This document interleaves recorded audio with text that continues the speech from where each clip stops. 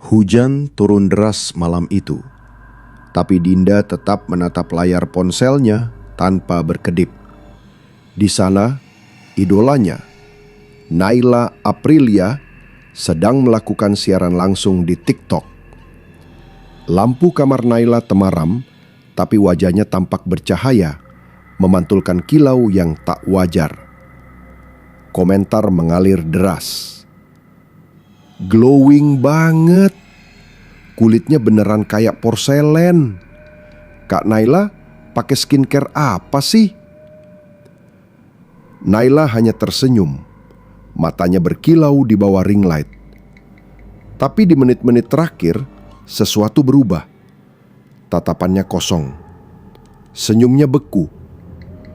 Di belakang pantulan cermin di kamarnya, sekilas terlihat bayangan hitam berdiri, seolah menatap langsung ke kamera.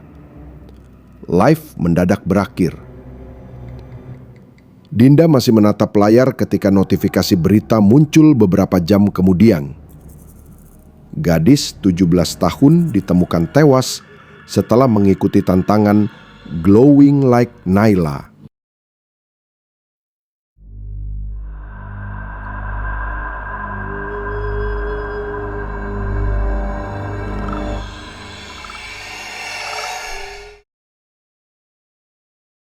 Setahun sebelumnya, Naila hanyalah mahasiswi semester akhir yang hidup pas-pasan di kamar kos sempit.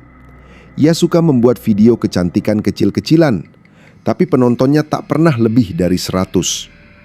Wajahnya biasa saja, kulitnya sedikit kusam, suaranya lembut tapi kurang percaya diri. Setiap malam, ia menatap layar ponselnya sambil bergumam lirih. Kapan ya aku bisa kayak mereka? Suatu hari sahabatnya Mita datang membawa kabar aneh. Katanya ada seorang pria spiritual bernama Bu Sarti yang bisa membuka aura tanpa operasi plastik. Banyak artis yang sudah datang diam-diam ke sana.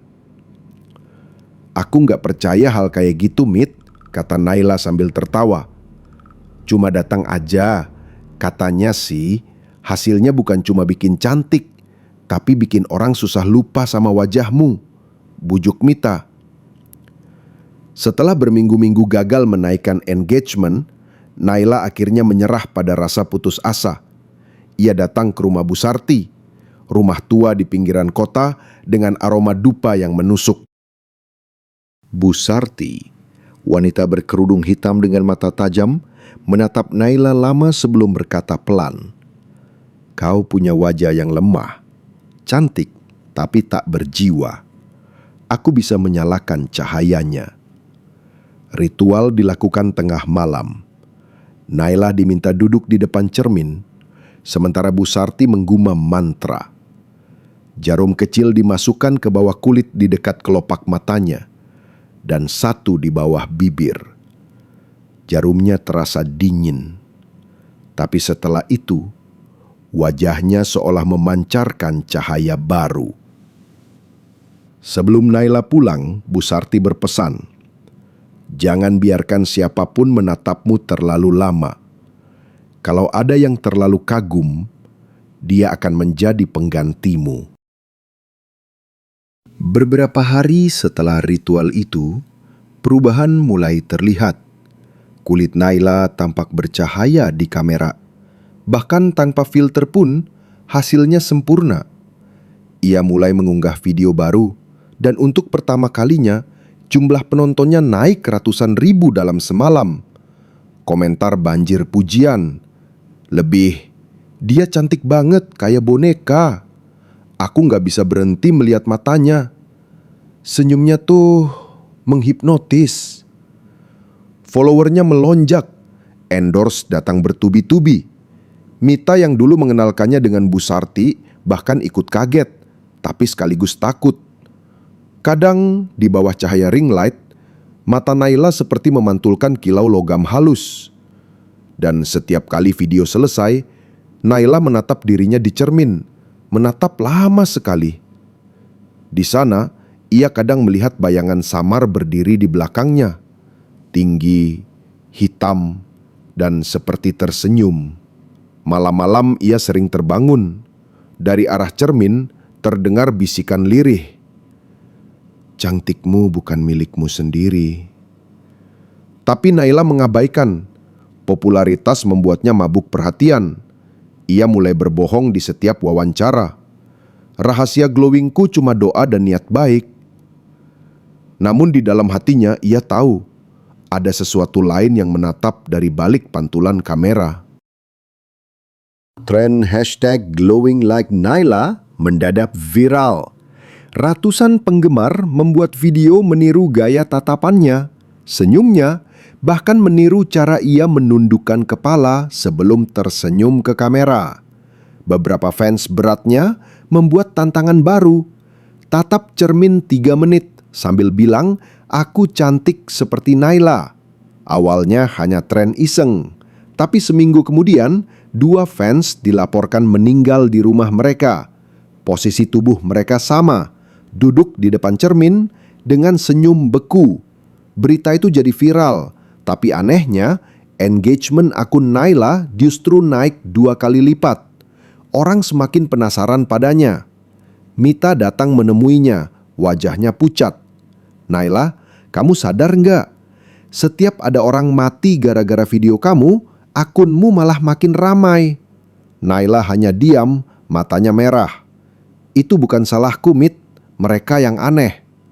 "Ini udah nggak normal, Nay. Aku minta kamu hapus semua videomu." Naila menatap Mita dengan tajam. "Aku udah kerja keras buat ini. Aku nggak mau kehilangan semuanya cuma karena ketakutan orang-orang." Saat Mita hendak pergi, ia melihat cermin ruang tamu mengembun, padahal AC mati. Di embun itu tertulis samar, "Satu lagi." Beberapa bulan berlalu dan kecantikan Naila mulai memudar. Ia terlihat lelah di kamera. Cahaya di wajahnya tidak secerah dulu. Komentar mulai berubah. "Kok kayak beda ya mukanya? Glowingnya hilang. Apa Naila sakit?" Naila panik.